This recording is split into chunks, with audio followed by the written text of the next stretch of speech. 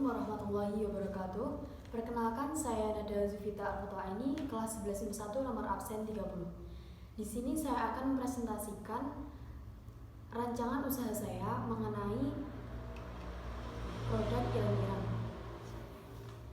Jadi pada presentasi ini saya membaginya dalam 5 subbab, yaitu yang pertama pendahuluan, kedua gambaran umum rencana usaha, yang ketiga metode pelaksanaan, keempat biaya dan jadwal kegiatan, dan yang terakhir adalah penutup.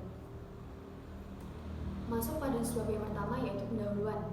Pendahuluan berisi 4 bagian. Yang pertama adalah latar belakang, yang kedua tujuan, yang ketiga manfaat, dan yang keempat adalah luaran.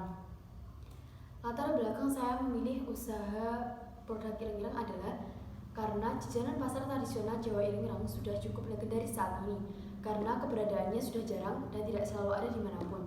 Di daerah saya sudah jarang orang yang menjual jajanan khas ini. Dengan demikian, kemungkinan keberhasilan usaha pun juga cukup besar. Kemudian tujuan.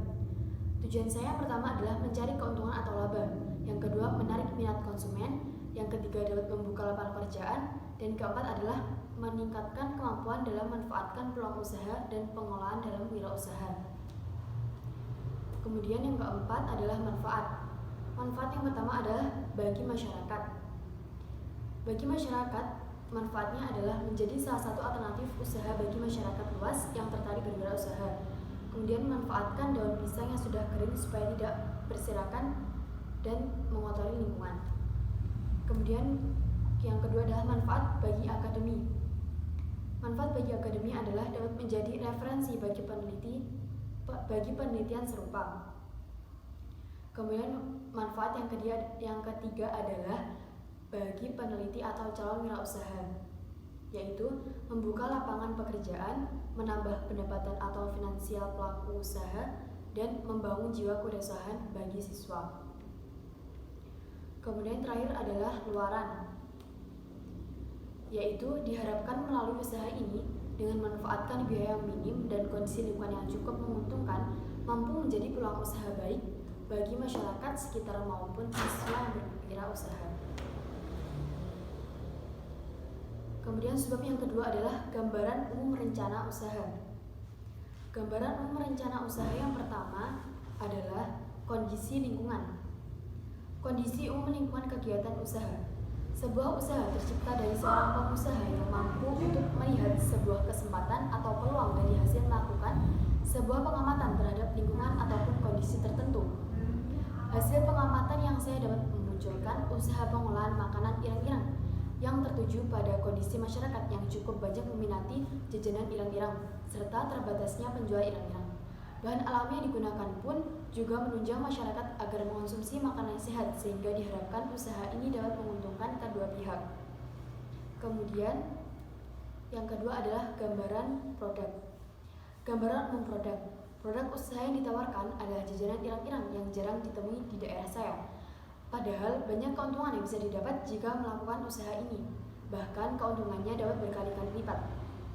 Dalam pengemasan produk ini menggunakan metode tertutup. Metode tertutup menggunakan cara pengemasan yang digunakan untuk mengangkut produk dengan wadah atau tempat yang tertutup tanpa tersentuh udara luar. Kemudian potensi sumber daya. Potensi sumber daya meliputi manusia, uang, bahan, dan alat. Yang pertama adalah manusia. Di lingkungan saya banyak sekali orang atau manusia yang bisa diajak untuk berkolaborasi untuk membangun sebuah usaha produk ireng-ireng. Oleh karena itu, saya akan bekerjasama dengan masyarakat sekitar untuk mendapat keuntungan berkali-kali lipat daripada biasanya, karena tingkat pemasaran yang semakin luas. Kemudian yang selanjutnya adalah uang. Uang adalah faktor yang dibutuhkan untuk membiayai semua kebutuhan yang diperlukan selama proses produksi. Modal yang dikeluarkan adalah sebesar 30.000. Kemudian bahan. Bahan yang saya perlukan yaitu tepung tapioka, tepung terigu, gula pasir, santan, kelapa, kemasan, dan arang daun kelaras. Kemudian alat yang saya gunakan adalah pisau, kompor gas, wadah adonan, pengadu adonan, plastik es, kukusan, stapler, dan talenan. Kemudian selanjutnya adalah peluang pasar. Peluang pasar meliputi pasar dan daya saing pasar. Yang pertama adalah pasar. Strategi pemasaran yang bisa dilakukan yaitu dengan promosi yang dapat dilakukan melalui mulut ke mulut. Dengan promosi tersebut, informasi mengenai keberadaan usaha akan dapat tersebar luas. Selanjutnya, bisa dengan hal kecil seperti menjaga kualitas rasa, menyebarkan selebaran brosur, menempelkan stiker pada kemasan, serta bergabung komunitas bisnis dan membuat website mengenai produk. Kemudian, selanjutnya adalah daya saing peluang pasar. Daya saing peluang pasar yang belum terlalu banyak menjadikan usaha produk ini dapat membuka peluang usaha dengan untung yang sangat menjanjikan. Karena makanan ini merupakan jenis makanan yang terbilang sangat murah dan pembuatannya pun mudah. Ireng-ireng di pasaran peminatnya tidak kalah dengan makanan lainnya. Oleh karena itu, tidak menutup kemungkinan makanan ini akan laku di pasaran. Kemudian lanjut ke baik. And it is important. Jadi, yang penting bagi seorang pengusaha adalah tetap semangat, jangan pernah takut untuk gagal, dan penuh perhitungan yang tepat saat mengambil keputusan. Harus diingat ya teman-teman. Kemudian lanjut ke subbab yang ketiga, yaitu metode pelaksanaan. Metode pelaksanaan meliputi yang pertama adalah analisis SWOT. SWOT adalah strength, weakness, opportunity, dan threats. Yang pertama adalah strength, faktor kekuatan internal. Faktor kekuatan internal meliputi teknologi pengolahan yang baik, pengemasan yang digunakan praktis, harga produk terjangkau, dan lokasi pengolahan dekat dengan target pasar. Kemudian weakness, yaitu faktor kelemahan internal, meliputi jika produk tidak habis dalam 1 hari, tekstur dan rasanya akan berubah, serta pembuatannya mudah dapat ditiru oleh orang lain. Kemudian terbatasnya waktu untuk membuat, karena sulit untuk membagi waktu antara membuat sekolah dan belajar. Kemudian yang ketiga adalah opportunity, yaitu faktor peluang eksternal, yaitu pemasaran dengan menggunakan teknologi informasi, permintaan pasar yang tinggi, hubungan baik dengan konsumen, serta adanya dukungan kebijakan pemerintah daerah. Kemudian yang terakhir adalah threat, yaitu faktor ancaman eksternal, meliputi perubahan iklim yang tidak menentu, kenaikan harga bahan, dan konsumen yang kurang tertarik. Selanjutnya adalah segmentasi konsumen. Jadi, penyebaran konsumen bisa secara online maupun offline. Untuk konsumen terdiri dari orang-orang yang tertarik untuk hidup sehat maupun ibu-ibu rumah tangga. Pertama, produk dibeli oleh pedagang di pasar, kemudian dibeli oleh ibu-ibu rumah tangga dan orang yang beli secara langsung di pasar. Kemudian yang kedua, konsumen datang dari toko online yang sudah di-booking. Dengan cara konsumen mengunjungi toko online yang ada di marketplace, bisa melalui Facebook, Instagram, Shopee, ataupun Tokopedia. Biasanya konsumen menggunakan jasa pengiriman, oleh karena itu pengemasan harus safety. Selanjutnya adalah strategi pemasaran dan penjualan. Usaha ini memiliki strategi penjualan dan pemasaran melalui media online, serta menggunakan media cetak, misalnya di depan tempat usaha disediai banner yang berisi tentang info dari produk ini. Kemudian penjualan dan pemasaran dengan melalui media online berupa pembuatan toko online dengan beberapa marketplace, misalnya Facebook, Instagram, Shopee, maupun Tokopedia. Untuk proses sendiri, pembeli atau konsumen memesan dari marketplace yang ingin mereka beli. Kemudian, pembuat produk ini harus menyiapkan frozen food yang telah diproses. Dengan cara demikian, maka akan terjadi interaksi antara penjual dan pembeli yang saling menguntungkan dan tidak merugikan. Untuk mengetahui info tentang produk, dalam produk ini juga menggunakan banner yang diletakkan di depan tempat usaha. Fungsinya untuk mempromosikan dengan jelas yang perlu diketahui dari usaha ini. Dalam banner tersebut terdiri dari nama wirausaha, nomor telepon, dan apa saja yang dijual, sehingga dapat memberi info kepada pembeli jika ingin membeli atau sekedar bertanya-tanya tentang produk yang dijual.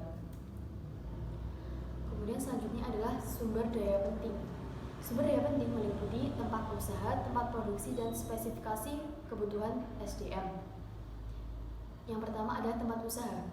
Tempat usaha yang digunakan dalam pengolahan produk ini adalah yang pertama cyberhood atau online dan neighborhood, yaitu sarana prasarana. Kemudian tempat produksi. Tempat produksi adalah berada di rumah saya. terletak di Jalan Widyasari RT 1 RW 3, Kelurahan Kanigoro, Kecamatan Kanigoro, Kabupaten Blitar. Kemudian, spesifik kebutuhan SDM meliputi pegawai, modal, alat, dan bahan. Kebutuhan SDM sangat terpenuhi. Taksiran pegawai sekitar 2 orang pada awal proses produksi. Modal usaha yang sangat minim dengan pendapatan nantinya yang cukup. Alat dan bahan bisa menggunakan barang-barang bekas. Selain itu, barang baru juga dapat dibeli karena terjangkau dan mudah dicari. Selanjutnya adalah kegiatan utama. Kegiatan utama adalah meliputi cara membuat, seperti yang tertera pada slide di belakang saya. Kemudian lanjut ke subbab yang keempat, yakni biaya dan jadwal kegiatan. Biaya dan jadwal kegiatan yang pertama adalah anggaran biaya. Berikut adalah tabel ringkasan anggaran produk ireng-ireng. Total biaya yang dibutuhkan adalah sebesar 28.500.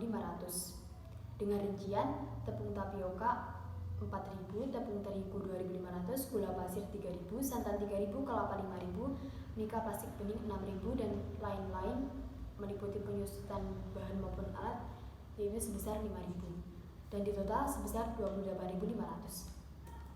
Kemudian selanjutnya adalah analisis BEP. Perhitungan BEP didasarkan dari perhitungan biasa yang difokuskan pada kegiatan pengolahan saja dengan berbagai asumsi antara lain yaitu satu siklus pengolahan terdiri dari pemilihan bahan olahan. Kemudian biaya produksi adalah 28.500 untuk satu siklus pengolahan. Hasil dari kegiatan pengolahan yang dilakukan dalam satu siklus yaitu 1. Menghasilkan 35 kemasan dengan biaya produksi 28.500.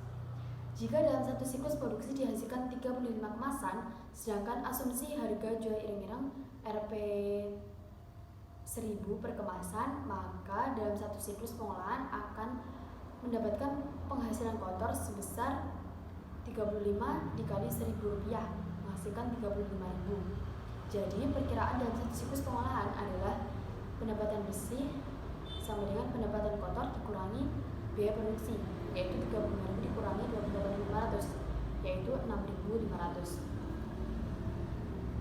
Kemudian, jika dilakukan analisis BEP, maka biaya produksi menjadi dasar perhitungan BEP.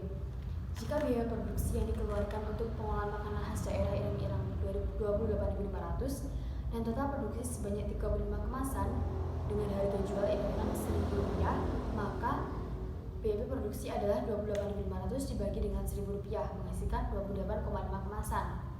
Kemudian BEP harga 28.500 dibagi dengan 35 kemasan menghasilkan Rp814. Selanjutnya adalah jadwal kegiatan. Berikut ini adalah tabel jadwal kegiatan pengolahan produk ireng-ireng. Kegiatan pertama adalah pembelian bahan yang dilakukan pada minggu pertama, pembuatan produk ireng-ireng yaitu pada minggu pertama, pemasaran pada minggu pertama, evaluasi pada minggu pertama, dan pengumpulan laporan pada minggu pertama.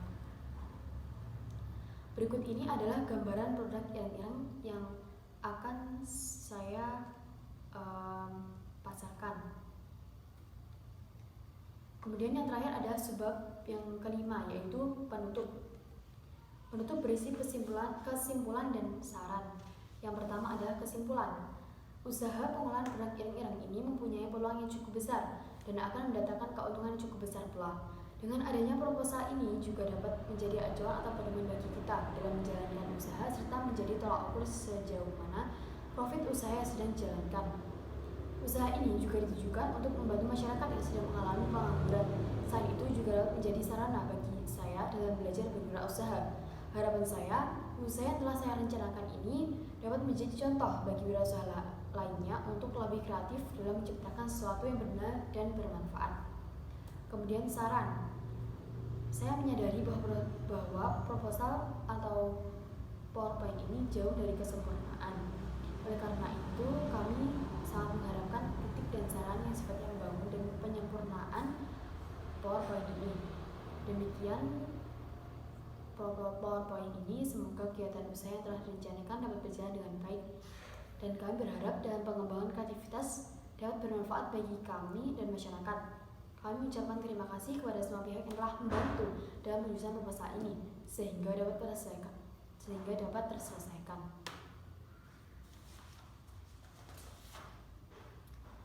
Baik, itu tadi merupakan pemaparan presentasi dari saya mengenai rancangan usaha Iring-Irang. Apabila ada salah kata maupun kurangnya, saya mohon maaf yang sebesar-besarnya. Saya akhiri, terima kasih. Wassalamualaikum warahmatullahi wabarakatuh.